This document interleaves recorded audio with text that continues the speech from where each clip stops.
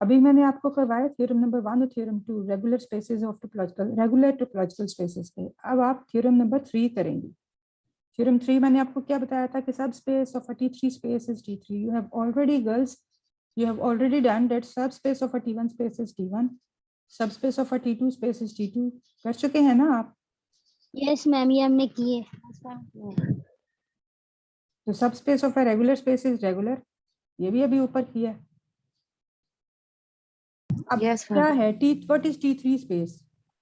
A regular T1 space is T3 space, you remember? Yes, ma'am. T3 space होती है regular भी हो और T1 भी हो। Subspace of a T3 space is T3। X tau आप ले लें any topological space such that X tau is T3। फिर आप लेंगे उसकी सबस्पेस ये वाली Y tau Y, और सबस्पेस को आपने T3 प्रूफ करना है। अब ये डिपेंड करता है गर्ल्स मार्क्स के ऊपर कि आपका कितने मार्क्स का आता है। अगर ये 5 नंबर का पूरा आ जाता है तो 5 मार्क्स का क्वेश्चन एक फुल क्वेश्चन होता है। आप उसमें बड़े आराम से ये कर सकती हैं, ये दोनों पार्ट्स प्रूफ कर दें। पहले तो आप कहें कि x जो है वो तो रेगुलर है, नहीं T3 है, T3 है तो इसका मतलब है x is regular and T1। तो फिर बारी बारी आप प्रूफ करेंगी कि सबस्पेस y tau y को पहले आप T1 प्रूफ करेंगी जैसे आप पहले कर चुकी हैं। फिर आप y tau y को रेगुलर प्रूफ करेंगी। ये दोनों चीजें मैंने एक लाइन में लिखी हैं लेकिन ये आप लोग कर चुके हुए हैं। इनका यहाँ पे जल्दी जल्दी से शॉर्ट प्रूफ दे देंगे। वो पूरे थ्योरम लिखेंगे जो इसके हमने पिछले किए, वो पूरे थ्योरम लिखेंगे इसमें जी फुल लेंथ, ये स्टेटमेंट लिख देंगे सिर्फ। नहीं फुल लेंथ का मैं आपको बता रही हूँ। अगर फुल लेंथ का क्वेश्चन आता है तो फिर तो आप पूरा थ्योरम ही लिखना पड़ेगा ना। अगर 2-3 नंबर का आ जाता है पार्ट 1 पे तो आप सिर्फ इसी तरह स्टेटमेंट लिख दें जैसे मैंने लिखी हुई है। Okay ma'am. अगर ये फुल लेंथ का आ गया फिर तो आपको प्रूफ करना पड़ेगा ना, दोनों प्रूफ डालने पड़ेंगे बीच में। ठीक है, वो दोनों डाल देंगी। सबस्पेस है T1 भी प्रूफ हो जाएगी, रेगुलर भी हो जाएगी। तो रेगुलर T1 हो गई, इसका मतलब क्या है कि subspace is T3। Ma'am regular वही वाली जो अभी आपने ऊपर करवाया है। जी रेगुलर जो अभी ऊपर करवाया है T1 हमने क्लास में किया था। Yes ma'am.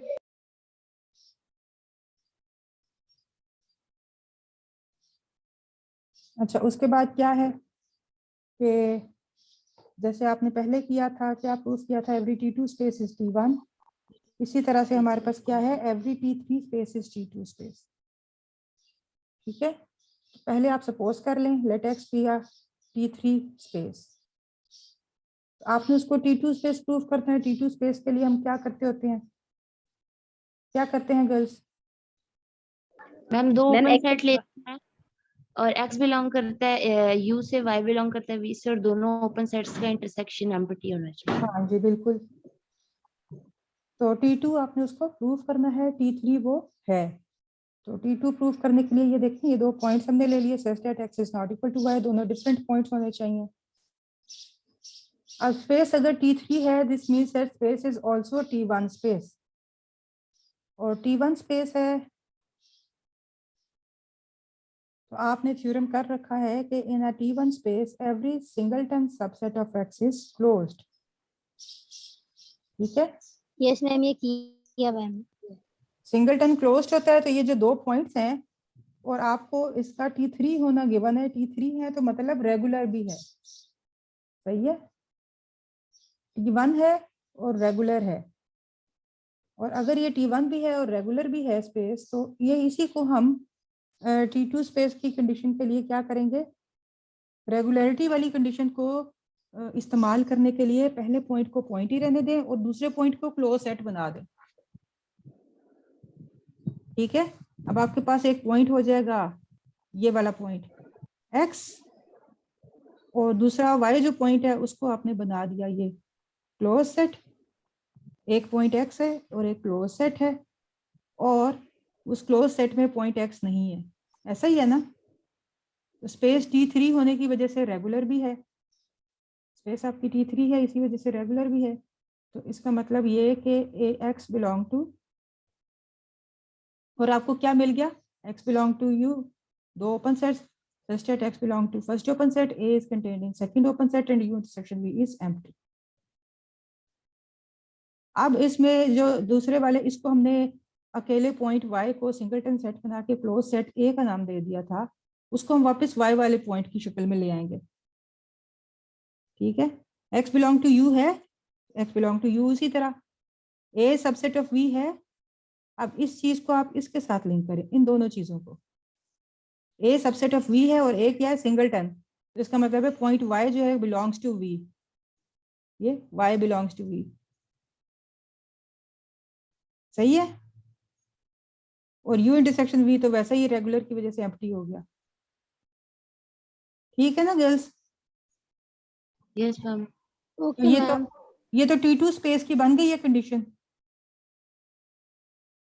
तो स्पेस T2 प्रूफ हो गई। वजीहा, यस मैम, T2 होगी प्रूफ, कंडीशन बन गई। ये तो बहुत आसानी से थ्योरम प्रूफ हो गया है। आप देखें वो रेगुलर है और T2 आपने उसको प्रूफ करना है। ठीक है ना, T3 होने की वजह से वो रेगुलर है। रेगुलर है तो T2 प्रूफ करने के लिए आपने दो पॉइंट लिए, X Y such that X is not equal to Y. दूसरे पॉइंट को सेट की शक्ल दे के क्लोज सेट बना दिया, T1 होने की वजह से वो सिंगलटन क्लोज्ड हो गया। सही है। और एक पॉइंट को पॉइंट रहने दिया, एक पॉइंट को क्लोज सेट बना के रेगुलर वाली कंडीशन इस्तेमाल करके फौरन से हमें U और V मिल गए। बाद में उस सेट A की ब्रैकेट्स हटा के उसको वापस पॉइंट बना दिया, तो ये T2 बन गया। ये तो जैसे एक गेम नहीं होती, जैसे हमने किसी के साथ हैंड कर लिए, ऐसे ही नहीं हो गया? Yes ma'am. जल्दी हो गया प्रूफ। मैम ये T1 T2 के प्रूफ छोटे छोटे ही है सारों के। जी, सारे छोटे छोटे प्रूफ हैं और आसान प्रूफ है।